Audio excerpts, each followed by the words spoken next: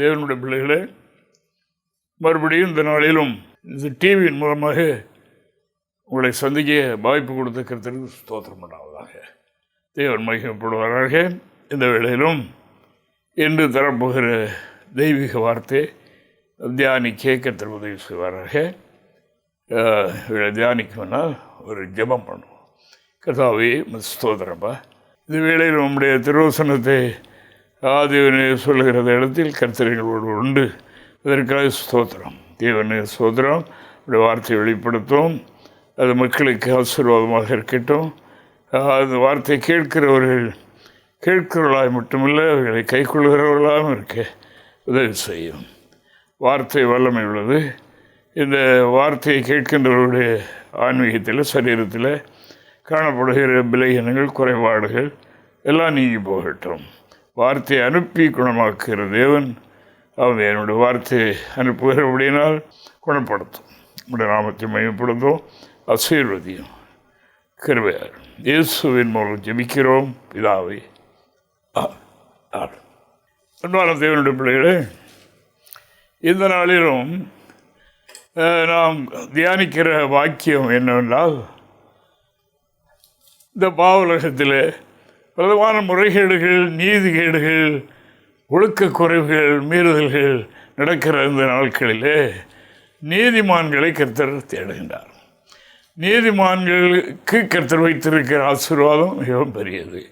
அப்படினால் இதை அனுபவித்த உணர்ந்த பக்தன் சொல்லும்போது, அதாவது நீதிமான் கைவிடப்பட்டதை நான் பார்க்கவில்லை, அவனும் அவனுடைய சந்ததிகளும் அப்பத்துக்காக இறந்து திருந்ததை கண்டதும் இல்லை என்று அவர் சொல்கிறார். ஆனபடினால நமக்கும் இந்த வார்த்தை அது உரியதாக, நமக்கு இந்த வார்த்தை சொந்தமாக இருக்கிறபடியினால் இவைகளை நாம் பற்றி கொள்வோமாக. ஆனபடினால் நீதியாக வாழுகிறதுனால என்ன பயன்? நீதினால் வாழுகிறதுனால எவ்வளோ துன்பங்கள், பாடுகள், பிரயாசங்கள், பகைகள் உண்டாகிறது என்று அந்த நீதியை விட்டு அதை அடுத்த பாதையிலும் போய்விடக்கூடாது.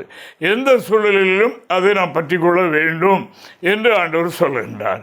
நீதிமானுக்கு துன்பங்கள் உண்டு, ஆனால் அதில் ஆண்டவர் விடமாட்டார்.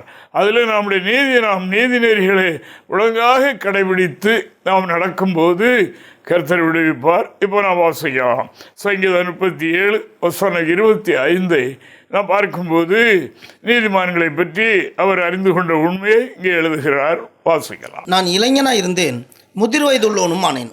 ஆனாலும் நீதிமான் கைவிடப்பட்டதையும் அவன் சந்ததி அப்பத்துக்கு இறந்து திரிகிறதையும் நான் காணவில்லை.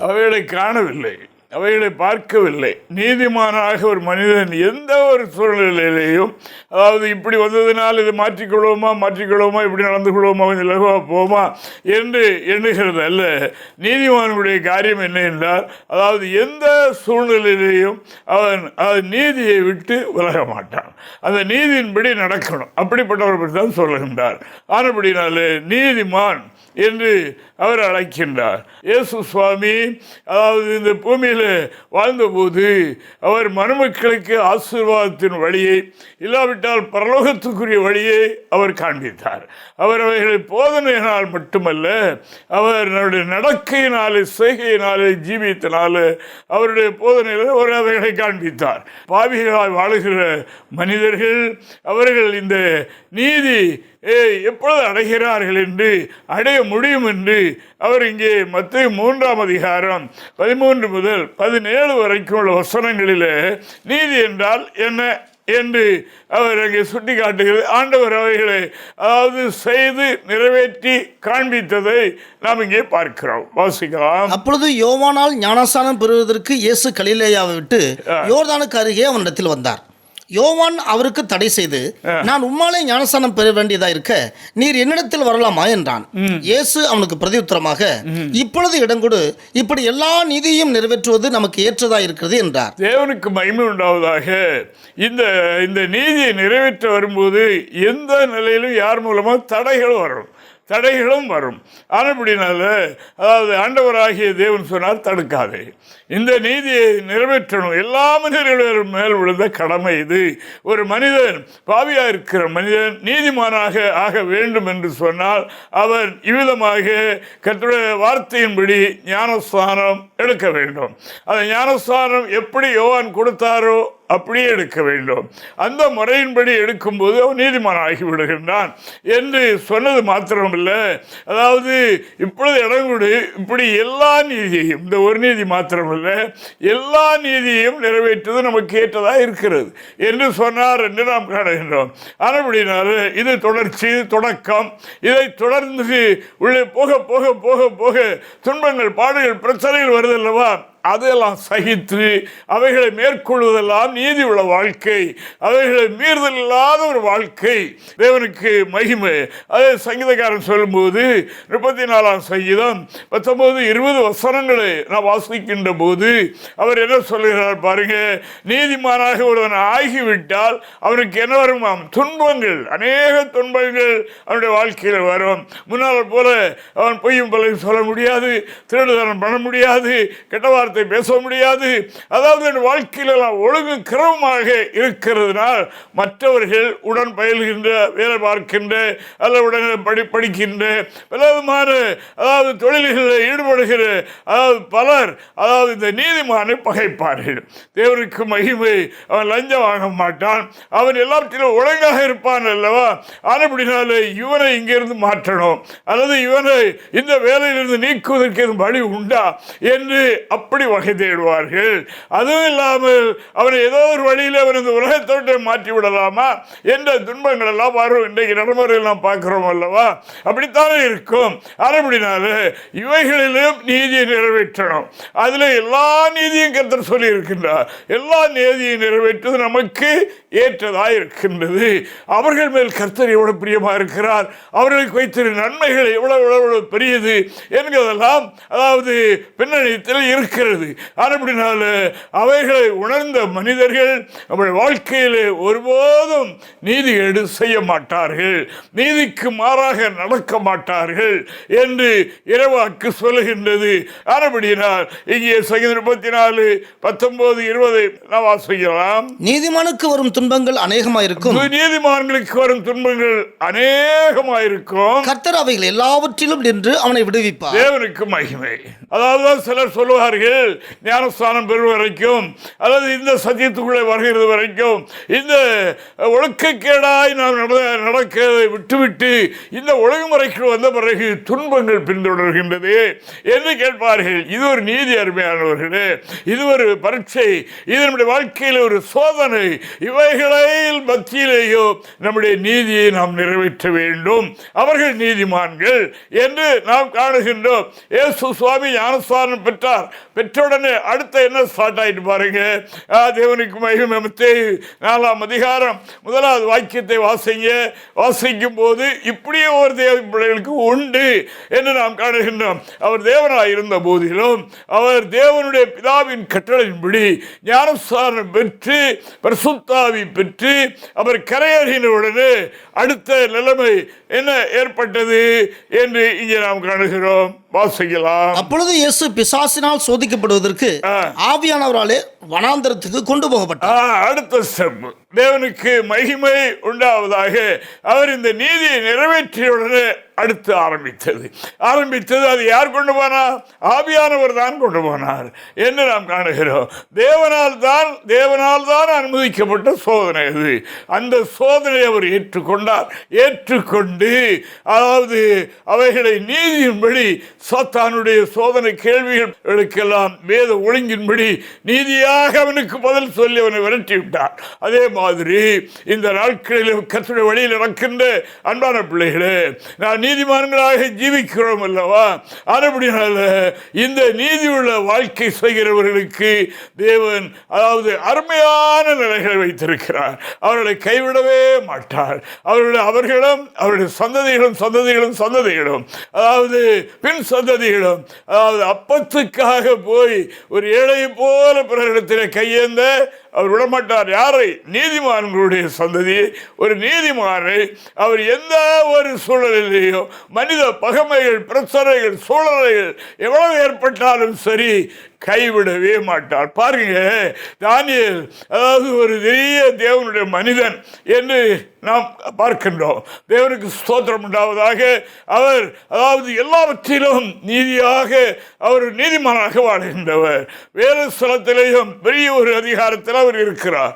அவரோடு தேவன் இருந்தபடியினால் அவர் அதாவது மற்ற மனிதர்கள் செய்ய முடியாத காரியத்தை செய்து ராஜாவுக்கு திருப்தி உண்டாக்குற ஒரு மனிதன். அப்படினால் அவரை ராஜ்யத்திலே 3வது தலைவனாக அவரை வைத்திருந்தார். அவரை முதல் தலைவனாக கொண்டு வர வேண்டும் என்றும் அந்த ராஜாவுக்கு ஆசை. அப்படிப்பட்ட ஒரு தர்மசாலியாக, தர்மம் மாத்திரமல்ல, அவர் ஒரு நீதிமானாக வாழ்ந்த ஒரு மனிதன். தேவனுக்கு ஸ்தோத்திரம். அப்படினாலும் கூட இந்த நீதியுள்ள வாழ்க்கை அவர் செய்தபடினால், ராஜாவுக்கு பிரியமாக ராஜ கட்டளை அவர் நிறைவேற்றினபடியினால், அவர் தேவனுக்கு முன்பாக உண்மையாக இருந்தபடியினால் அவரை கூட இருந்தெல்லாம் பகைத்தார்கள். சோதனை அவருக்கு வந்தது. வந்த போதிலும் அவைகளை அவர் விட்டுவிடவில்லை. எப்படியும் ராஜா மறந்துவிட்டார். இவங்க ஒரு தவறான சட்டத்தை ஏற்றிவிட்டு ஒரு மாதம் வரைக்கும் ராஜாவை தவிர வேறு ஒருவரையும், ஒரு கடவுளையோ ஒரு மனிதரையோ அதை வழிபடக்கூடாது. அப்படி செய்தால் அவர்களுக்கு சிங்கக்கவியாகி தண்டனை கொடுக்க வேண்டும் என்று சொன்னது ராஜாவும் அறியாமல் அவரும் அதை ஆமோதித்து கையை விட்டு விட்டார். அதுக்கு பிறகுதான் யோசித்தார், இந்த நீதிமானுக்கு விரோதமாய் அல்லவா இந்த துன்மார்க்க சக்திகள் எழும்பி இருக்கிறது என்று அறிந்து புலம்பினாலும் சட்டம் ஏற்றப்பட்டாகிவிட்டது, ஒன்றும் செய்ய முடியாது. தேவனுக்கு மகிமை. இப்படி இருக்கும்போது அந்த வேலை வந்தது. தானியேலை கொண்டு போய் சிங்கக்கவிகளையும் போட்டு விட்டார்கள். தேவனுக்கு மகிமை உண்டாவதாக. அப்பொழுது அங்கே ராமனோதும் சிங்கக்கவியில் கிடந்தார். தேவன் தம்முடைய தூதர்களை கொண்டு சிங்கங்களின் வாயை கட்டிவிட்டார். இவர் அங்கே இருந்தார். ராஜா அப்படியே காலமே எழும்பி, அதிகாலையில் எழும்பி அந்த அங்கே கவிக்கு ஓடி அவர் புலம்பி அலறி, அதாவது தேவனுடைய குமாரனாய் தானியேலே, நீ இடைவிடாமல் ஆராதிக்கிறவன் கர்த்தர், அதாவது எந்த சூழலிலும் நீதி விட்டு நீ விலகாதவன், இப்படி சட்டம் ஏற்றின பிறகும் உன்னுடைய ஜெபத்தை நீ விடவில்லை, அவைகளில் ஒழுங்காக உத்தமமாக இருந்தாயே, உன் ஆண்டவர் உன்னை விடுதலை ஆக்கினாரா என்று அவன் கேட்டான். அவர் அங்கிருந்து குரல் கொடுக்கிறார், விடுதலை ஆக்கினார், விடுதலை ஆக்கினார் என் ஆண்டவர். அவருக்கு எப்படி இருக்கும் பாருங்க. விடுதலை ஆக்கினார் என்று மட்டும் சொல்லாமல் அது என்னென்றால் 2 காரியம் அங்கே அவர் சொல்லுகிறார். தானியேல் 6ஆம் அதிகாரம் 21-22 வசனங்கள்.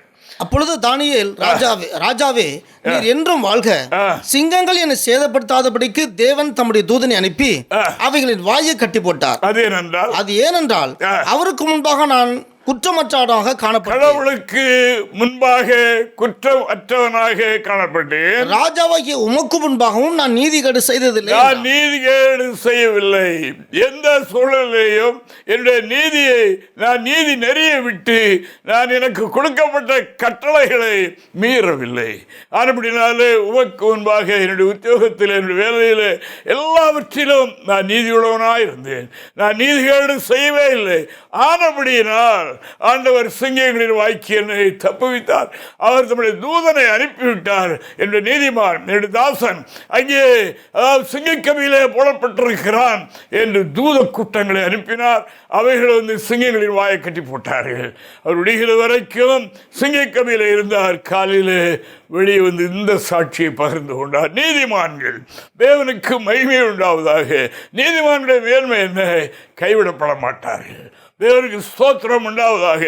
எந்த சூழ்நிலையிலையும் அவர்கள் கைவிடப்பட மாட்டார்கள். அவர்களை காக்கும்படி தேவனுடைய தூதர்களுக்கு கட்டளையிடுவார். ஆபத்தோ துன்பமோ அவர்கள் பிரச்சனைகளோ எங்கே ஏற்பட்டாலும் அங்கே கர்த்தர் உண்டு. அங்கே தேவனுடைய தூதர்களை அனுப்புவார். தானியேல் அவ்விதமாக அவர் ஒரு நீதிமானாக இருந்தார். அப்படி இருந்தேன் என்று அவர் சொல்லுகின்றார். கடவுளுக்கு முன்பாக உண்மையாக இருந்தேன். தேவனுக்கு மகிமை.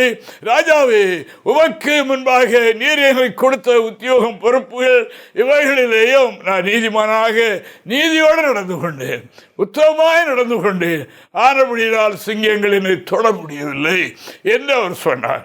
தேவனுக்கு ஸ்தோத்திரம். ஆனபடினாலே நீதிமான் கைவிடப்படுகிறது இல்லை. சிங்கக்கவியோ சிறைச்சாலைகளோ அது எவ்வளவு பெரிய காரியமாயிருந்தாலும் தேவராகி கர்த்தர் அவனை விடுவிப்பார், அவனை ரட்சிப்பார். அன்பானவர்களே, உங்களுடைய மனதில் இந்த வசனம் அதாவது ஆழமாக பதியட்டும், அது உங்களை திடப்படுத்தட்டும். ஹல்லேலூயா. உலகத்தில் எந்த குறைபாடுகளும் ஏற்படலாம். இங்கே ஞானி சாலமோன் சொல்லும்போது அவர் இப்படி சொல்லுகிறார் பாருங்க. நீதிமொழிகள் 10ஆம் அதிகாரம் 3வது வாக்கியத்தில் அவர் சொல்லும்போது, அதாவது நீதிமான் பசியினால் வருந்த விடார், நீதிமானை பசியினால் அவனை வருந்த விடார், அவன் எப்பொழுதும் திருப்தியாக இருப்பான் என்று வேதம் சொல்லுகிறது. வாசிக்கலாம். கர்த்தர் நீதிமான்களை பசியினால் வருந்த விடார், துன்மார்க்கருடைய பொருளையோ அகற்றி விடுவார். தேவனுக்கு மகிமை. தேவன் நீதிமான்களை பசியின் கொடுமையினால் வருந்த விடுகிற தேவன் அல்ல. தேவனுக்கு மகிமை. ஆண்டவர் தம்முடைய நீதிமான்களை திருப்தியாக வைக்குவதற்கு எத்தனையோ முறைகளை வைத்திருக்கின்றார். மனிதன் அப்பத்தினால் மாத்திரமல்ல, தேவனுடைய வாயிலிருந்து புறப்படுகிற வார்த்தையினாலும் பிழைப்பான். அதில் அவன் திருப்தியாக இருக்க முடியும். அது மாத்திரமல்ல, புரோகமெங்கும் பஞ்சம் உண்டாகிவிட்டாலும், புரோகமெங்கும் நெருக்க ஏற்பட்டு விட்டாலும், அங்கே பரலோகத்தில் வான மன்னா என்று சொல்லி இருக்கின்றது, தூதுவர்கள் சாப்பிடுகிற ஆகாரம் என்று சொல்லி இருக்கின்றது. அந்த ஆகாரங்கள் பரலோகத்தில் இருக்கிறது. தேவனுக்கு மகிமை. அதைத்தான் தேவன் வனாந்திரத்தில் வழிநடந்த எகிப்தை விட்டு வழிப்பயணம் செய்த கானானுக்கு நேராய் சென்று கொண்டது இஸ்ரவேல் ஜனங்களுக்கு அந்த மன்னாவை, அந்த ஆகாரத்தை 40 ஆண்டு காலம் கொடுத்தார்கள் அல்லவா? தேவனுக்கு மகிமை. அப்படினால் இதை உங்களுடைய பிள்ளைகளுக்கும் சொல்லுங்கள் என்று தேவன் கட்டளையிட்டிருக்கிறார். நமது ஆண்டவர் அதாவது நீதிமானை, உலகத்தின் அடிமைத்தனத்திலிருந்து விடுதலையானவர்களை ஆண்டவர் பஞ்சத்தின பசியினால வருந்த விட மாட்டார். தேவனுக்கு மகிமை. நாம் இப்படியெல்லாம் இருக்கிறோமே, எப்படி வருங்காலம், எப்படி எதிர்காலம், எப்படி நம்முடைய மக்களுடைய பிள்ளையுடைய காலம் இல்லை. ஆண்டவர் அதான் பிள்ளைகளை சேர்த்து சொல்லியிருக்கிறார். அப்படினால் நீதிமானுடைய சந்ததி அது ஒருபோதும் பசியினால் வாடுகிறதற்கு ஆண்டவர் விடமாட்டார். அவர்களுடைய முகத்தை பார்த்தால் எப்பொழுது ஐஸ்வர்யமாய் மலர்ச்சியாய் இருக்கும்படியாக வைப்பார். தேவனுக்கு மகிமை. பிறர் பார்த்து ரொம்ப கஷ்டப்படுகிறார்களே என்று எண்ணும்படியாக இருக்காது என்று வேதம் சொல்லுகின்றது. அதில் தேவனுடைய பிள்ளைகளுக்கு இருக்க வேண்டிய காரியம், எந்த சூழ்நிலையிலையும் நாம் நீதியை நிறைவேற்ற கவனமாக இருக்க வேண்டும். தேவனுக்கு ஸ்தோத்திரம் உண்டாவதாக. இந்த பக்தன் யோபை அந்த நீதியை விட்டு விலக்குவதற்கு எத்தனை எத்தனை எத்தனை சூழ்நிலைகள், அவைகளெல்லாம் நிதானமாய் பதில் சொல்லி அவைகளெல்லாம் தேவபலத்தினாலே சகித்து அவர் ஜெயம் பெற்று மறுபடியும் துளிருட்டி எழும்புகிறது போல இழந்து போனவைகளையும் சேர்த்து 2 மடங்காக ஆசீர்வதிக்கப்பட்டார். இன்னும் சங்கீதக்காரர் சொல்லும்போது சங்கீதம் 33ஆம் சங்கீதம் 18-19 வசனங்களை வாசிக்கும் போது அவர் என்ன எழுதுகிறார் பாருங்க. அதாவது பஞ்சத்தில் உயிரோடு காக்க அவருடைய கண்கள், அதாவது அந்த நீதிமான்கள் மேலே எப்பொழுதும் பார்வையோடு நோக்கமாகத்தான் இருக்கிறது என்று அவர் சொல்லுகிறதை இங்கே நாம் வாசிக்க கேட்போம். வாசிக்கலாம். தமக்கு பயந்து தமது கிருபைக்கு காத்திருக்கிறவர்களின் ஆத்துமாக்களை மரணத்திற்கு விலக்கி விடுவிக்கவும், பஞ்சத்தில் அவர்களை உயிரோட காக்கவும் கர்த்தருடைய கண் அவர்கள் மேல் நோக்கமாயிருக்கு. தேவனுக்கு மகிமை உண்டாவதாக. தேவனுக்கு மகிமை. தேசத்தில் எங்கும் பஞ்சம் ஏற்பட்டு ஒன்றும் வாங்க கொடுக்க முடியாத அப்படிப்பட்ட கொடும் பஞ்சங்கள் வந்ததல்லவா? அதாவது எலியா சொல்லிவிட்டார், என்னுடைய வார்த்தையினால் அன்றி மழையும் பனியும் பெய்யாது என்று அவர் கட்டளையிட்டு விட்டார். அப்படியெல்லாம் அடைபட்டு போயிற்று. மிருக ஜீவன்களுக்கு புல் போன்று கிடையாது, குடிக்க தண்ணீர் கிடையாது, மனிதர்களுக்கு ஆகாரம் கிடையாது, சத்து மடுகின்றார்கள். அப்படினால்தான் இங்கே சொல்லுகிறார், அதாவது நீதிமான்களை பஞ்சத்தில் உயிரோடு காக்க. அப்படி என்றால் அதற்கு வார்பட்டவர்கள் அதாவது ஜீவனெல்லாம் போய்கொண்டிருக்கிற நேரம் அது. அப்படினால் அந்த நேரத்திலேயும் அவர்கள் என்னுடையவர்களை நீதியாய் நடக்கின்ற வசனத்தை, திருவசனத்தை கை கொண்டு நடக்கின்ற, அதாவது இந்த உலகத்தில் உள்ள தேவனுக்கு பிரியமல்லாத எந்த காரியத்தில் ஈடுபடாமல் தங்களை காத்துக்கொண்டு நீதி நெறிகளை அவர் கடைபிடிக்கிறவர்களை உயிரோடு காப்பதற்காக என்னுடைய கண்கள் நோக்கமாக இருக்கிறது. அவர்கள் மேல் என்னுடைய கண்கள் நோக்கமாயிருக்கிறது. அப்படினால் உங்களையும் என்னையும் கர்த்தர் தெரிந்து கொண்டார். அவருக்கென்று இந்த நீதியுள்ள வாழ்க்கை செய்ய முடியாக, இந்த நீதியுள்ள வாழ்க்கை செய்ய செய்ய உலகம் நம்மளை நெருக்கும், உலகம் நம்மளை பகைக்கும், அநேக துன்பங்கள் வந்து சூழும். ஆனால் இதன் மத்தியிலேயும் கர்த்தருடைய கண்கள் அப்படிப்பட்டவர்கள் மேல் நோக்கமாக இருக்கிறது. அதிலிருந்து விடுவிக்க, காப்பாற்ற, அவருடைய ஜீவனை அதாவது காப்பதற்கு அவர் ரொம்ப நோக்கமாக இருக்கிறார். அவருடைய பார்வையில் எல்லாம் இருக்கிறது. நமக்கு தெரியாது. அவர் பார்த்து கொண்ட இரவும் பகலும் நீதிமான்கள் மேல் அவர் நோக்கமாக இருக்கிறார். எதற்கு? அந்த பஞ்சத்தில் உயிரோடு காக்கும்படியாக தம்முடைய மனிதர்கள் மேல் அவர் அவ்வளவு அக்கறை உள்ள தேவனாக இருக்கிறார் என்று இறைவசனம் சொல்லுகின்றபடினா, நீதிமான்களே நீங்கள் ஒருபோதும் கைவிடப்படுகிறது இல்லை. நீதிமான்களே, உங்களுடைய பெண் சந்ததிகள் ஒருபோதும் அப்பத்துக்காக இறந்து தெரிய போகிறது இல்லை.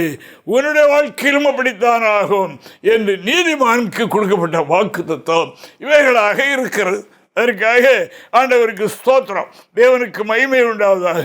எலியா தீர்க்கதரிசியின் காலத்தில் அதாவது மிகுதியான ஒரு பஞ்சம் ஏற்பட்டது அல்லவா? அதாவது எல்லாம் சத்து மடிகிறது, அதாவது மிருகஜீவர்களால் சத்து மடிகின்றது.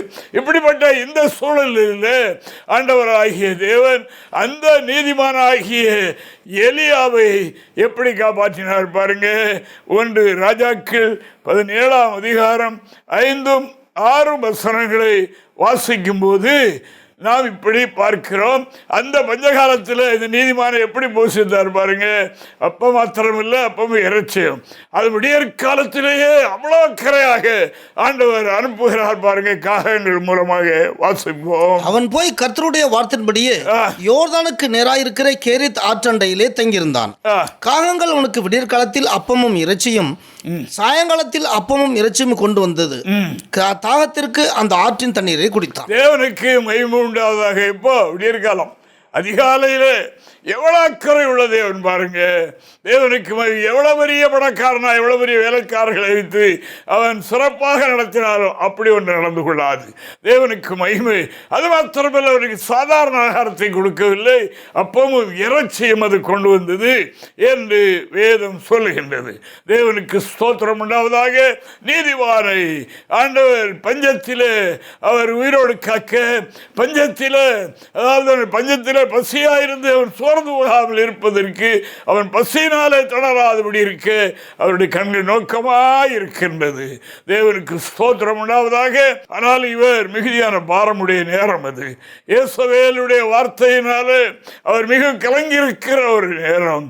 முச்செடியில் போய் மறுபடியும் முச்செடிகளை படுத்து கொண்ட போது அங்கே தேவ தூதனை அனுப்பினார். முதலாவது காகம் வந்தது, 2வது தேவ தூதர்களை அவர் அனுப்பினார். அவர்கள் வந்து தூக்கி கொண்டு அவரை தட்டி எழுப்புகிறார்கள். எழுப்பும்போது முழித்து பார்க்கிறார். முன்னால் அப்பம் வைக்கப்பட்டிருக்கிறது, தலைமாட்டிலே குடிப்பதற்கு தண்ணீர் வைக்கப்பட்டிருக்கிறது. புசுத்து பிளனடை என்று சொல்லி அவர்கள் சொல்லுகிறார்கள். எவ்வளவு பெரிய ஆச்சரியம் பாருங்க. வாசிக்கலாம் 1 ராஜாக்கள் 19ஆம் அதிகாரம் 6வது வாக்கியம். அவன் விழித்து பார்க்கிற போது இதோ தடலில் சுடப்பட்ட அடையும் ஒரு பாத்திரத்தில் தண்ணீரும் அவன் தலைமாட்டில் இருந்தது. அப்பொழுது அவன் புசித்து குடித்து திரும்ப படுத்துக் கொண்டான். அன்பான தேவனுடைய பிள்ளைகளே, அவர் அடுத்த மர்வமாக போகிறார். அடுத்த ஒரு இந்த பாடி சேஞ்ச் ஆகி அவர் பரலோகத்துக்கு போகிறார். அந்த நேரம் நெருங்கிட்டு, அந்த நேரத்தில் அவருக்கு இந்த நெருக்கடிகள் வந்து அவரை சோர்வடை செய்கிறது, மரணத்தை தேட வைக்கிறது என்று நாம் காணுகின்றோம். ஆனாலும் நீதிமானை கர்த்தர் கைவிட மாட்டார். தேவனுக்கு மகிமை. அந்த நீதிமானை ஆண்டவராகிய தேவன் அந்த சூழலிலும் பசையினால அவனை வருந்த விடுகவில்லை. அவனை உயிரோடு காப்பாற்ற, அவனை அடுத்தபடியாக அவன் சேஞ்ச் ஆகி பரலோகம் போடும், அதற்கு அவர் ஆயத்தப்படுத்துகின்றார். தேவனுக்கு ஸ்தோத்திரம் உண்டாவதாக. தனல்ல எங்கே சுட்டார்களோ, எங்கே இறைச்சியெல்லாம் தயார் பண்ணார்களோ இதெல்லாம் நமக்கு தெரியாது. அதெல்லாம் தேவனால் எல்லாம் கூடும். தன்னுடைய பக்தனுக்கு ஆகாரம் சாதாரணமான ஆகாரமும் கொடுக்கவில்லை, புஷ்ணியான பலமான ஆகாரத்தை கொடுக்கின்றார்.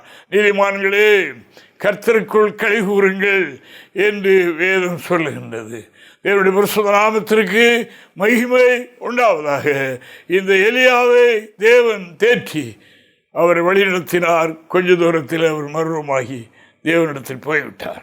என்று நாம் காணுகிறோம். நம்மையும் இந்த பாதையிலே கர்த்தர் நடத்துகிறார். நீதிமான்களை இந்த பாதையிலே நடத்துகிறார். ஆனால் இந்த பாதையிலே துன்பங்கள், பாடுகள், பிரயாசங்கள் உண்டு. அதாவது அநேக துன்பங்கள் வரும், ஆனால் அவர் விடுவிப்பார் என்று இறைவாக்கு சொல்லுகிறபடினா தொய்ந்து போக வேண்டாம். இவைகள் நிமித்தில் நீதி நெறிகளை விட்டு தவறிவிட வேண்டாம். அப்படித்தான் அநேகர் அப்படி ஆனதினால அவைகளை இழந்திருக்கிறார்கள். அப்படி இல்லாதபடி தேவனுடைய ஜனங்களை கர்த்தரிடத்தில் பலத்தை கேட்போம்.